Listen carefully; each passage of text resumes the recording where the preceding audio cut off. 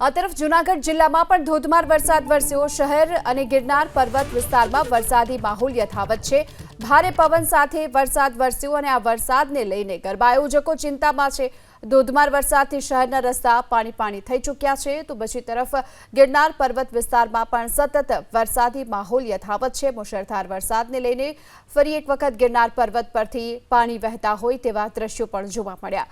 ભારે પવન સાથે વરસાદની શરૂઆત થઈ હતી, ત્યારે જૂનાગઢના શહેરી વિસ્તારમાં પણ સતત વરસાદ વરસી રહ્યો છે અને આ વરસાદે હાલ તો ગરબા આયોજકોની ચિંતામાં પણ વધારો કર્યો। ભારે પવન સાથે વરસાદ વરસ્યો અને આ વરસાદને લઈને ગરબા આયોજકો ચિંતામાં છે।